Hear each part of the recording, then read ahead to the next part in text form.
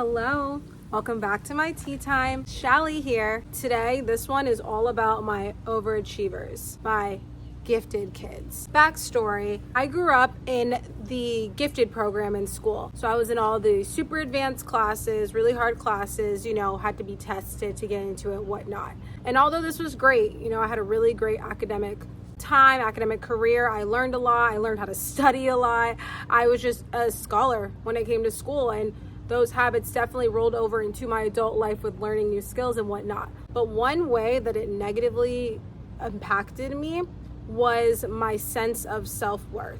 When you are, in a sense, an overachiever, or you're in these high-level classes, the main way that people give you praise is when you get good grades, when you get into these good clubs, when you have something of metrics to measure your progress. If you ran a mile in under this amount of time, or if you got into this school, or if you got into this internship, this program. And so over time, from being a kid and your self-worth and you feeling good and being praised, being linked to something that you accomplished or some test score you got or whatnot, it definitely starts to weigh on you. It starts to make you feel like you're not good enough unless you're achieving this, that nobody's gonna see you unless you're acing that, or unless you got into that school, or you're doing this club, or you're taking this path. And it really starts to become discouraging. And I really think that this stems from not being seen. If you grew up in a home where your parents were always working, or your parents were divorced, one wasn't around, and they didn't really have enough time and that much time to really spend with you,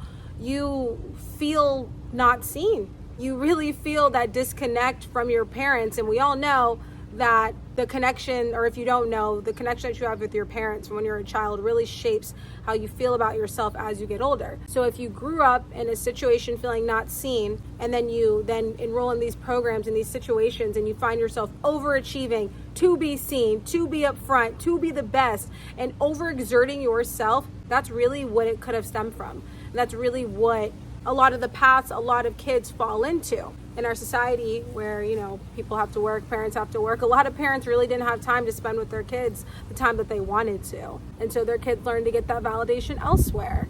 And me personally, I grew up before the social media era. I was about 18, 19 years old once Instagram and Facebook really started hitting. So I grew up, basically my validation and what I would validate myself for were my grades, anything that I was achievable in school. And after a while of being like that and going like that, it gets really exhausting, and you get really burnt out just trying to please everybody around you, trying to look the best, trying to have the best this, the best that, so that everybody thinks that you're great. And at the end of the day, you're inherently worthy just as you are. That's something that us overachievers and people in general really need to understand. You really are just worthy just as you are. Take a baby, for instance. A baby just lies there, cries sometimes, eats, poops, sleeps, repeat. And it doesn't really have to do anything else. That's just it. And don't we love it so much? And we're like, oh, we love this baby.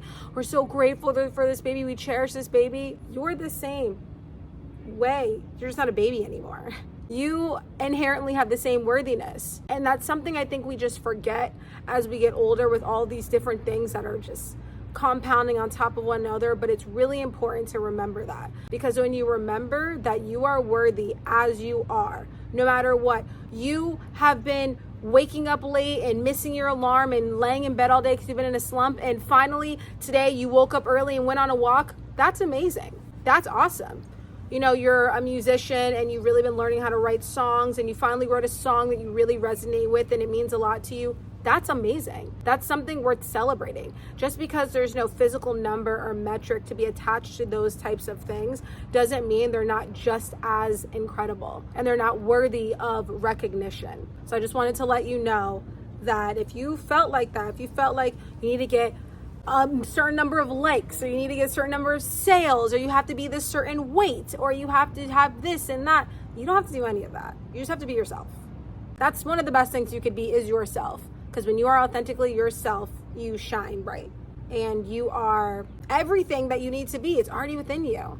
You deserve to finally live a life and finally know that you are worthy of everything you desire, that you are deserving of recognition, that you are deserving of love, of peace, of happiness, of joy, just for being you.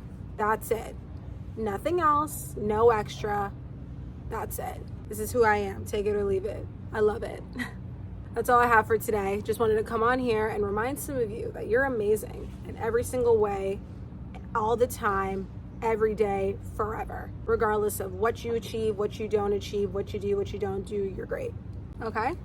I love you. Thank you so much for tuning in. Please like, share, subscribe, do your thing.